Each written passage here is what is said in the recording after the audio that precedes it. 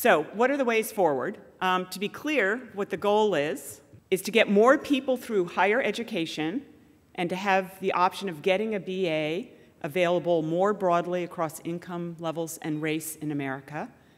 This is in part because it is the only way to increase aggregate educational attainment and also for equity reasons. And again, the reasons are that higher education increases the well-being of individuals and strengthens our economy and our society. So there are public as well as private benefits to this. So what can we do?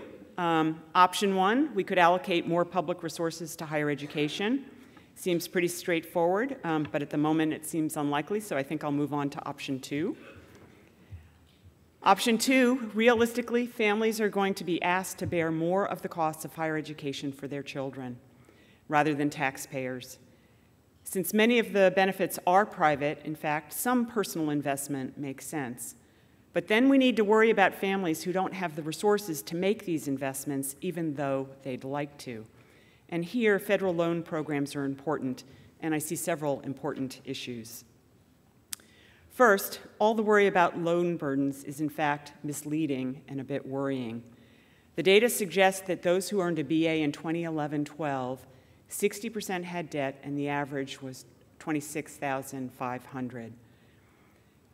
With higher education leading to approximately 65% higher lifetime earnings for having a BA, this more than justifies the borrowing. Borrowing may be a very good strategy for many, many students.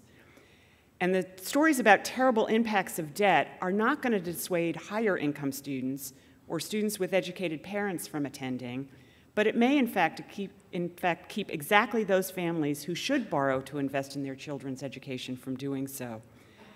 Limiting loan programs in response to concerns about debt levels would similarly disadvantage this group. Vassar has no loans for families with family incomes under $60,000, not so much because we don't think it's a good investment for these families, but we were worried actually that these loan burdens would keep students from actually matriculating and making uninformed decisions about where to go.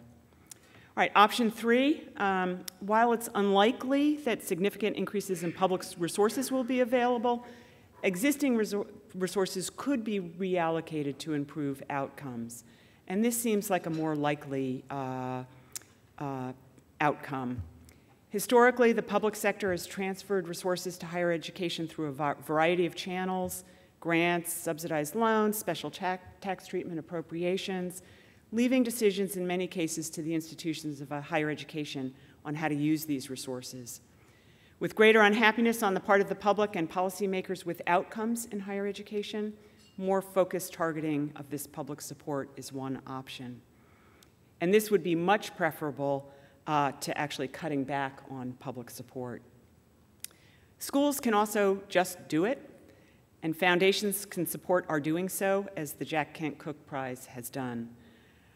This is really what Vassar has done. I haven't talked much about this, but the challenge is not just getting low-income students into college and universities, but to get them out with a degree. The better endowed schools do this better for all of their students, but also have the resources to help those students specifically who face additional challenges. The final option, or really more of a hope, to address the challenges facing American higher education, is that higher education will somehow benefit from the productivity advances that other sectors of the economy have experienced. Here, technology may be able to play a role. I think to some extent, all the hype around MOOCs made it more difficult to have reasonable discussions about how technology might actually help us reduce costs and maintain quality at the same time. But we should all be hoping that we can figure out a way to educate more people at less cost while maintaining quality. That would significantly improve the well-being of our society. Some people worry that this will lead to a two-tier world, but it is clear that that is what we already have, with only about a third of 25 to 29-year-olds going on to get a BA and the significant benefits that that confers. So in conclusion, greater investment in higher education would increase the well-being of Americans, individually and collectively, and I hope that we can find a way to do this.